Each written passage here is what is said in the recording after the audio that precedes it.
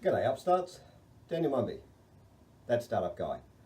And today we're talking about how to improve your drill press. I've got 10 ways or 10 tips for you to improve your drill press. So let's get started.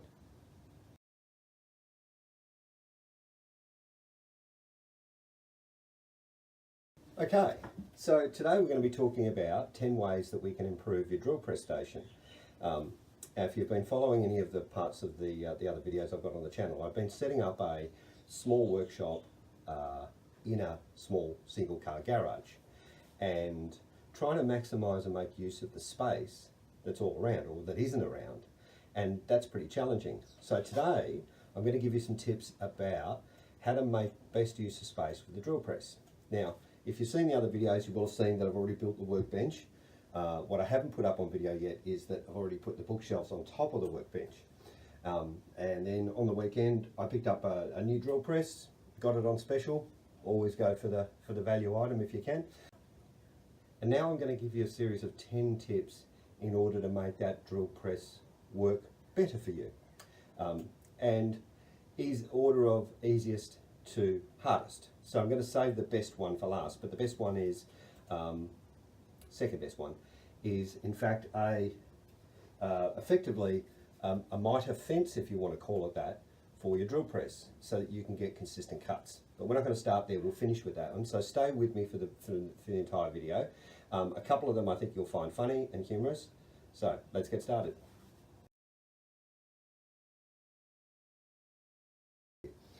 Now, because I've got the bookshelves in there and I had a bit of a gap, and that's actually a perfect place to put your drill press.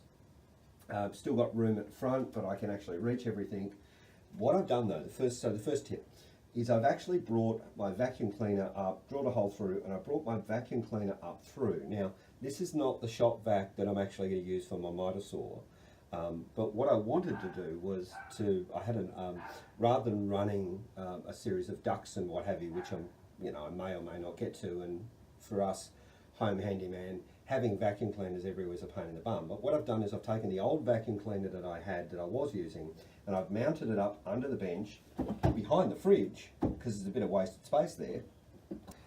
Turned it on permanently. So I brought it up through, and even though it's tucked out of the way here, I'm actually able to just turn it on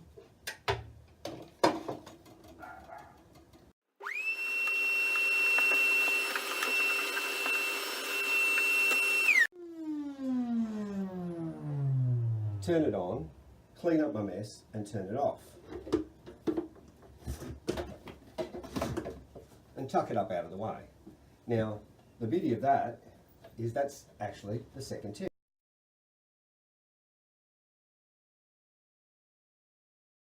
The second tip is that I then got a nozzle attachment there in order to reduce the amount of mess I've got. So as I'm using my drill press, with the guard down of course, as I'm using my drill press, it's actually vacuuming up some or partially all of the mess.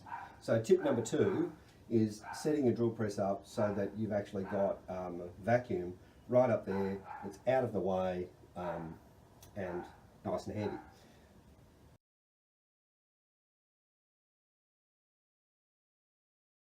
Tip number 3.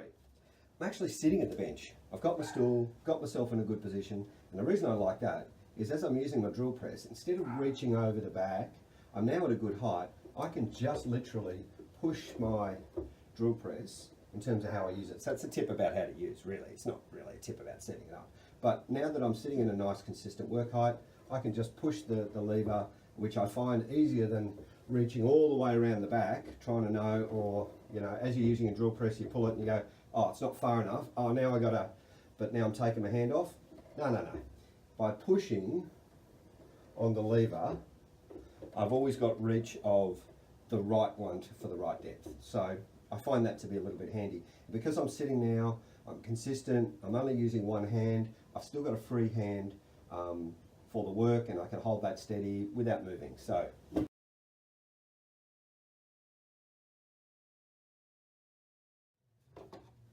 So now I'm going to show you in a second how I made this. I'm going to put my miter saw together, but as I'm using my miter station,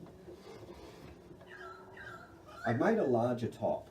And the reason I like the larger top is because now I've actually got a more accurate work platform to be able to drill. But using that accurate top now, I don't want to cut through the wood and have breakouts in the back of the wood. So using a disposable piece of backing board, if you want to call it that. So every time I drill into my wood, no breakouts in the timber at the back, and the hole is in there. So even though I'll end up with potentially a centre hole, I can just keep moving this piece of wood along in order to get clean finish at the back without breaking through. So yeah, and protect the saw. So I'll make a spare just because I got a couple of bits of leftover wood. Next tip. Just move the plans for the workshop out of the way here. So because I've built the bench top with some built-in storage, I've got all my drill bits and I haven't got around to organising them yet. Putting my drill bits directly where I am, organised, covered, means I'm not mucking around trying to find where those damn drill bits are. So I don't know if you're anything like me, but when you're setting up your workshop, you're not starting mostly in an empty environment. You've got old tools and you've got setup and you've got stuff everywhere. And so getting organised is one of those key parts of it. Having a place to put stuff is really key. So now, sitting here, I don't have to get up, I don't have to look around, I've got my drill bits right here, or depending on whether I hinge them like that, and then I can grab my next drill bit, fit it, and off I go. Got my chuck here ready. Okay, so next one. If I want consistent cuts, then I'm actually able to get them. And with the miter fence, I'll show you that. So just using a clamp and a stop of wood means that every time I drill, I'm drilling to exactly the same position every time, every piece of wood I cut. Always exactly the same. And simply removable, no flippy stuff, no mucking around with it. Just literally, I'm going to get a consistent piece of, a consistent hole in exactly the same spot every time.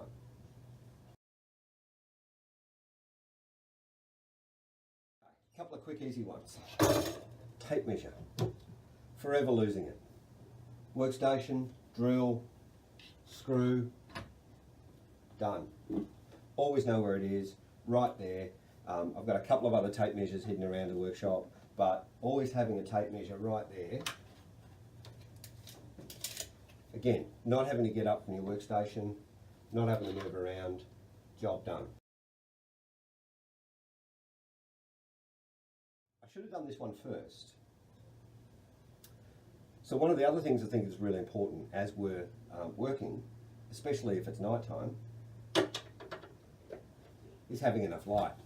And right above the tape measure, I've just, because I mounted the power board at the back to pull the drill press in, and because I've plugged the vacuum cleaner in there, now I need to put an individual power switch one, but I'll just plug it in for now. So my vacuum cleaner is always permanently plugged in, and then I just flick the switch to turn that on. So my vacuum is on when I need it.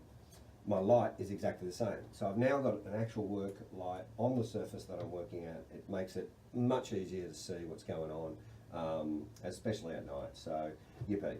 And you know, there's plenty of space at the back for a power board for plugging in other things. I've got another power board in under there for plugging in all my chargers, and then another board here, another board here. So I've got plenty of power outlets, so I don't have to be ferreting around. But as I said, when I need the light on and off, flick the switch, yippee, and if I need extra light, there it is. Lot to be said perhaps for turning the power board up on its side so that you don't get any dust going into it when you're drilling from here.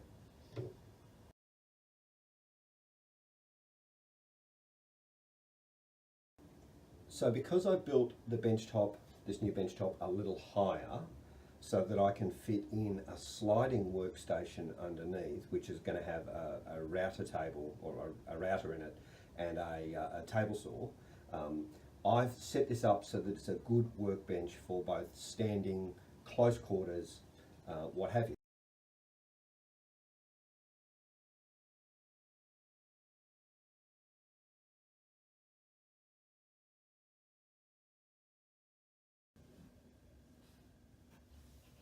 So, the last tip, I think you'll enjoy this one, is how do we build a board? An extra table, an extra larger platform, if you will, for the drill press. And it's actually pretty easy. And you know, there's 100 ways to do this, but in essence all I did was I took a scrap piece of board, which is about, it's about 10 by 10, and fitted a little recessed screw mount into it.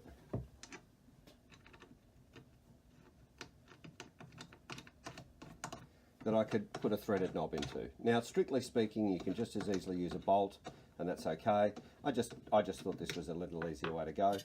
And I've been doing a bit of renovating, and I had a little bit left over of this channel which I used. Again, what you use is not too, doesn't really matter. You just want a piece of aluminium channel that's going to sit and give you a nice straight line. Now, I've cut the end at a 45-degree angle so that when it's sitting out like that, it's not catching on anything at the back. And in essence, this one just operates really as a pivot point. Now, I've seen other great work platforms that you can create, and they have like a track here so that you've got a fully adjustable and then a bolt with a screw. But I just looked at it and went, you know what? Most of the time, I just want to get a same consistent hole. And so what I did was I worked out that my center point is here.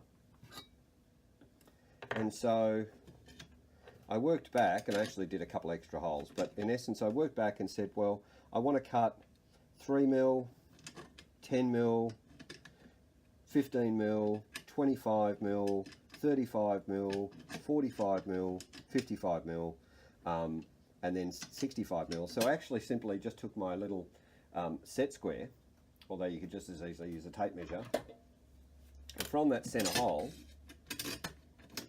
well, before you drill the center hole, in essence mark your distance, and then go, right, well, where do I want to put it? Then you can literally drill each hole as you go, and you drill it, and then mark it, and then drill it, and then mark it, and then, drill it and then mark the next one. So it's actually pretty consistent, and then all I want to do when I want to hold it in is I drop the pin into the spot, and that, every time, will give me a consistent drill stop. Now, when you combine that with the other little extra suggestion that I made earlier on, not only have I got a consistent measurement that way, but now I'm going to have a consistent measurement that way. So if I've got lots to drill into, and I want the same hole in the same position every time, then that's how I do it. So, this wasn't hard. All I did was I drilled 2 holes into some aluminium channel. I cut it to length, cut it at a 45-degree angle, so just so that it'd be nice and clean, and literally can put that anywhere I want. Now, what I may find,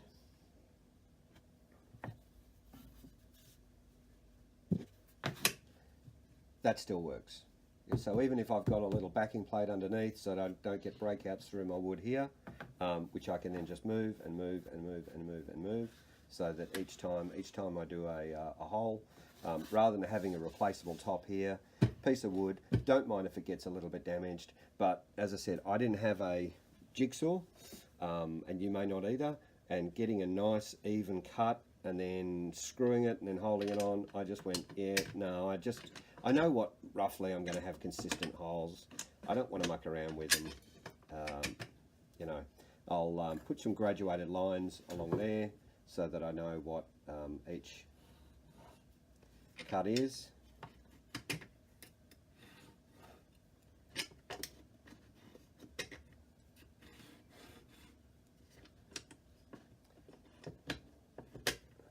This one.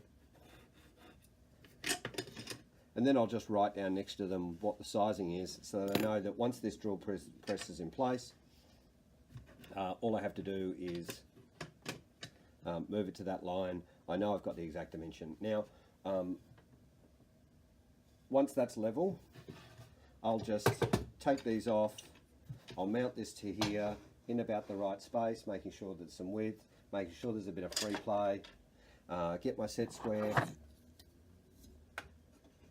and just check the dimension on each side and from the front, and then I'll run my pencil up underneath, mark some lines, drill the holes, marked out a little bit of a pattern on it already here, drill some holes, and recess some bolts. Notice I'll use the Phillips head rather than using a bolt per se, because the problem with a bolt is then bigger hole. But essentially I'll just run some bolts through, bolt it underneath, and then that platform will stay there and won't move. So I've got a larger plate. I've got effectively a fence gauge on the back, and then my holes and my cuts will be the same every time.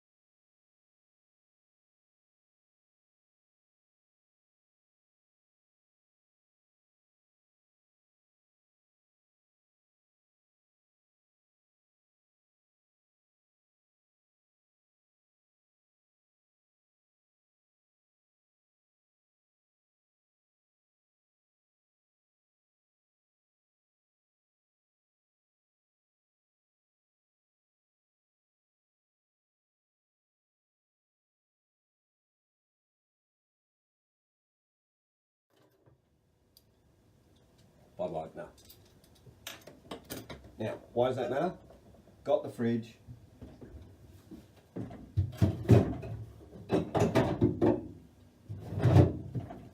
When the work is done, problem solved. In fact, might have one now.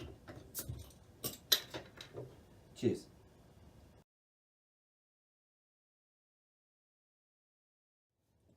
So I hope you found those 10, actually I think there was 12 hints and tips about your drill press workstation informative and useful.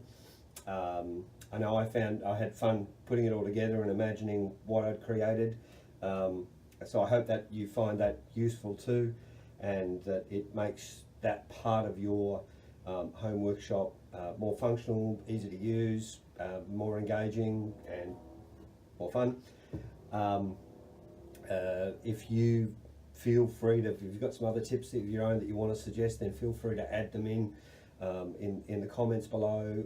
If you like it, then tell me, and if you want to see more videos about how to turn that great small home workshop into a, so I'm not using this as a business from home, this is my hobby space, although there is a business side to this that's coming, which is in the other playlist called The Starting Block.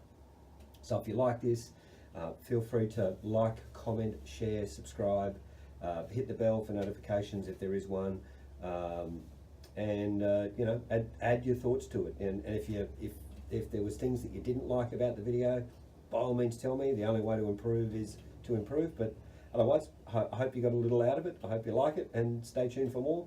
I'm working through the whole workshop as we go. The next one will be the I've got a couple of surprises for you. There's a mobile table coming out, but then there's also a room there's another workbench I've got coming out which is foldable and collapsible, which will actually double the size of the workspace again. So I've got a couple of special tips for you planned. In the meantime, I'm going to get over and get that shelf done and get rid of some of that junk over there, some storage, and get this place cleaned up. If you like it, keep following. And as I say, the only place that success comes before work is in the dictionary. So time to get to work. Cheers.